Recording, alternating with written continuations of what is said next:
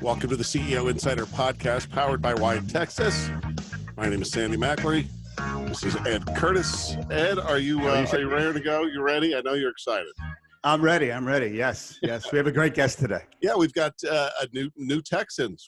Texas always excited to welcome people to Texas, and we've got a new company coming to San Antonio.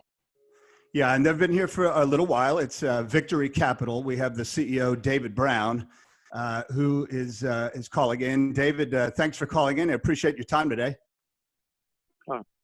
Thank you for having me. Yeah, so as most of our listeners and viewers know, YTexas has a focus on relocated companies and helping them get assimilated and acclimated. And Sandy, today, several reasons why we wanted to have Dave on the line. Obviously, finances and the market is on everyone's mind as we're going through this situation. Victory Capital Management is a diversified global asset management firm with a little over $142 billion in assets. And they had invested and purchased the mutual fund arm of USAA, which is a large employer in San Antonio. And Dave and his group made the investment in 2019. So Dave, just wanted to kick that off and ask you how things are going with your firm kind of before we get into all this. How's everyone handling the situation? Things are good, relatively speaking. It's a very unique time in the market. It's actually a great time to be in our business. It's a once in a generational event, and it's really creating a lot of opportunity, a lot of change. Why is it a great time to be in your business? Well, if you go back to 2008, the last real big disruption in the market, and you look over the last decade or so, the market's done really well. It's kind of been slow and steady up. We've had a couple moves, but this is a major change in the market. And with changes in the market and dislocation in the market, there's a lot of opportunity created. A lot of people will look at these opportunities as investing moments. Mm-hmm. One of the real interesting things you can do when things like this happen is you can look for companies to buy, stocks to invest in, and really get great values. There are still, even with all this disruption, there are still great companies out there. There are great investing opportunities, and if you can kind of see through the noise, you really could look at some exciting opportunities. Yeah, how important is patience right now, though, with the market? I guess it always is, but now.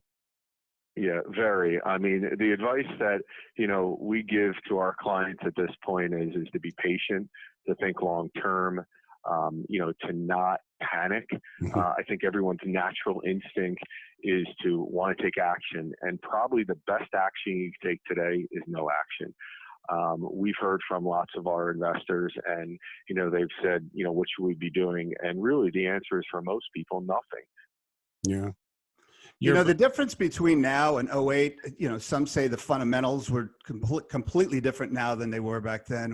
What's your take on how it's different from the last down? Well, 2008 was a true financial crisis. Yeah. I think what we're experiencing today is not a financial crisis. And I think when this started, if you think about the shape of the economy, it was in great shape, very low unemployment, relatively low interest rates. And then we've had this major disruption. And when you think about today and you think about the ability for our economy to come back, lots of government, assistance, lots of government stimulus is being put into the economy. And quite honestly, the government has learned, the Fed has learned from some of the things that happened in 2008, and they've enacted a lot of different policies to really protect the economy. So, the way that we look at it, the way I look at it is, we are going to come out of this, and I think we're going to come out of this really strong and very different, in my opinion, than the way we came out of 2008. Yeah, I agree. The stimulus now is obviously completely different than what it was before. I think how it shakes out over the next, couple of quarters, we'll see when earnings come out. But for the everyday person who is sitting on a 401k, who is, maybe tempted to to borrow against it, or like you had mentioned, get in the market or stay out of the market? What's your advice to the everyday person that's, kind of in a sticky situation? Well, first, let me say, if you do have a 401k or retirement funds, it should be your last resort. It should be the last thing that you're tapping into, only if it's an emergency.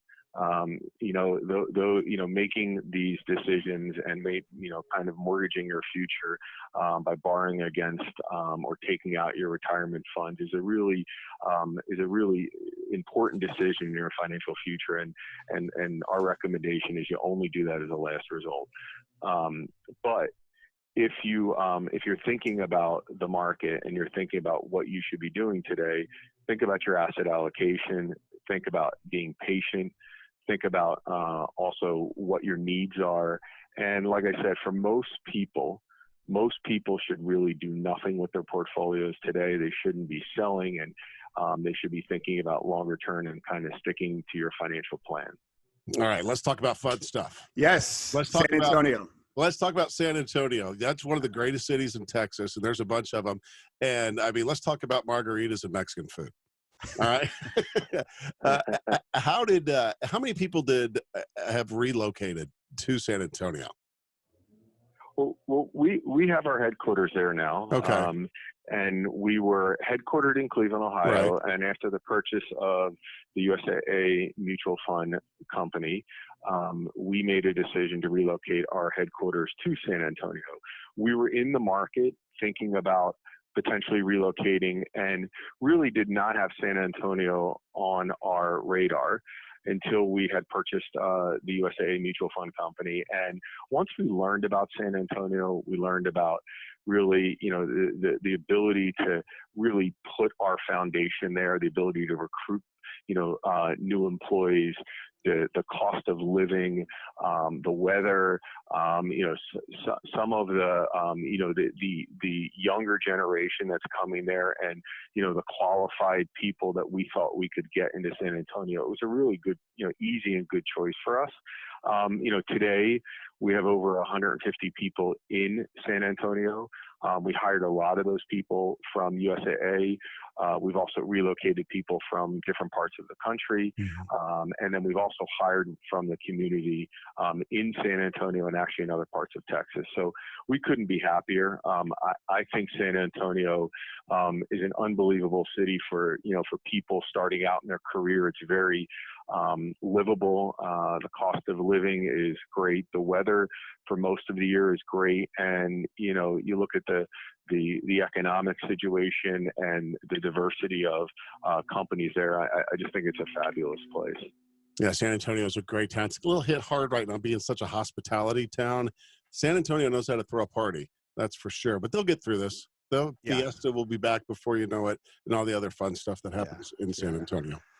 So USAA has a long history in San Antonio. And Sandy, if you don't know this, do you know how it started? The concept of USAA started? I don't know, but I know I've had their insurance for a long time as a military kid. So yeah, well, back in the early 20s, I think 25, and Dave, correct me if I'm wrong on this, about 25 military officers basically self-insured because they couldn't get any insurance in the market. People thought they were high risk. And now today they're a Fortune 500 company based in San Antonio. And I'm sure you've had a chance to kind of understand the culture, Dave, of the organization, but tell us what it's like to be working with USAA. Well, I mean, USAA is a fabulous partner for us, and it's a fabulous organization. It's mission centered around really military members, active and not active, and their families. And, a lot of the core of who we are really coordinates well with some of USAA's values. They are, like I said, a great organization in the community. They do great things with their employees and really centered around serving their members. So we have the benefit now of also serving USAA members as our clients in our mutual funds, in our 529 plans. and couldn't be more excited to really serve their members and really be a good partner with USAA. So, San Antonio is very lucky to have an organization like USAA, and as you said, it's grown over the last almost 100 years from something that was really small to, one of the top financial organizations in the country. Yeah. And I read a funny story about how when you had first gotten into the area, Mayor Ron Nirenberg, you and he had a push-up contest. Is that right? Correct. At our, Tell us about it. Grand opening, the mayor had, a week-long push-up initiative, and I thought it would be pretty interesting at our headquarter grand opening to challenge him, or at least to take his challenge to do 50 push-ups. So he and I did 50 push-ups together to formalize the opening of our headquarters. So he's done great things in the city, and has welcomed us as the other people in the business community have really welcomed us to San Antonio. Dave, what kind of stuff do you like to do when you're not working? Do you play golf? Do you work out? Do you ride a bike? What do you do? I have 4 children. So that's what you do then. That's what I do. Right. And in my spare time, I like to work out. I'm a big sports fan. I'm very much looking forward to following the Spurs. I'm originally from Philadelphia, so I am a Sixers fan. And the Spurs have always been an organization that I've always looked up to. So, the way they've run their organization. So I'm very interested in getting involved with the Spurs and following them. So, looking forward to that. Some great golf courses. I don't know if you play golf, but there's some fantastic golf courses in San Antonio too. Correct. Check them out. Well, Dave, you probably found this, you got San Antonio Spurs, obviously you have the mayor, then you have, we just interviewed Paula Gold-Williams with CPS Energy. You've got the San Antonio Economic Development Foundation, just the way the community gets together, particularly during this time. I'm sure you've seen, it's like nothing you've ever seen, right? Yeah, it is amazing. It's a big town, but it's really a small town. And, again, that was one of the things that attracted us there, was the ability for them, the business community, to organize so quickly. And, we saw that as a sign of what it was going to be like going forward and doing business there. So I'm not surprised, but it is very different than what you see in other cities. It's interesting. We're here, and you've probably, if you haven't noticed it, you will. Austin, 70 miles from San Antonio, could not be any more different between the cities. They're completely different cities, and I like that. It's weird that they can be so close together, but be so different. You find that kind of regionally through Texas, but really in Central Texas, it's interesting. Yeah, I'm a big fan of Austin. I'm a big fan of Houston and Dallas, and I'm a big fan of San Antonio. And I think you could say every single one of them has its own flavor and very unique. And I think that's what makes all the cities there kind of interesting to visit, and San Antonio an interesting place to be. Well, I think, being in financial services in San Antonio, one would probably think maybe a different market for that. But obviously with USAA and their huge impact in the, really in the state and in the United States, is just we're really excited to have you here in Texas, Dave. And can't thank you enough for coming on during these difficult times. And I appreciate you kind of, putting us a little bit at ease with the market. And we agree. We just get, slow and steady. Yeah, thanks for having me. And we've looked at Texas, and we've looked at San Antonio and said, we're probably the first public investment manager that's headquartered in San Antonio, and we hope to be the beginning of a trend. Our employees love it. People that have relocated there love it.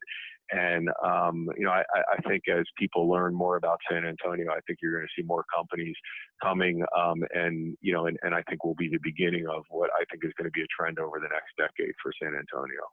David, thank you very much. I agree. I'm sorry, did you have something to add there? Did you have something to add there, Ed? I'm sorry. No, I agree. I think you and I talked about this in other podcasts. The Central Texas region, San Antonio and Austin, does have the potential to be bigger than Dallas and Fort Worth. Some say the projections show that. So yeah, Dave, we see it too. David, we'll let you go. Thank you. Thank you. Great talking to you both. All right, Take great care. talking to Thanks you you, Dave. as well. Yeah, I would agree with you. And I mean, we've talked about that before. In fact, we were talking about it back when we were talking about the new Amazon warehouse. You said keep your eye on Waco, and I agree with you. It's going to happen. Yeah. Well, and the growth in between San Antonio and Austin, but you got New Braunfels and San Marcos, you're seeing a lot of growth there. And I think particularly during these times where things may be a little bit difficult to get by, those areas are less expensive still. Yeah, still attractive. And I think San Antonio can flourish through all this. Make sure you stay up to date with everything going on in YTexas. Check us out on Facebook. Search YTexas. Also on Twitter and YTexas.com. Ed, until we see each other again. Yes, Sandy. All right. Take care, buddy.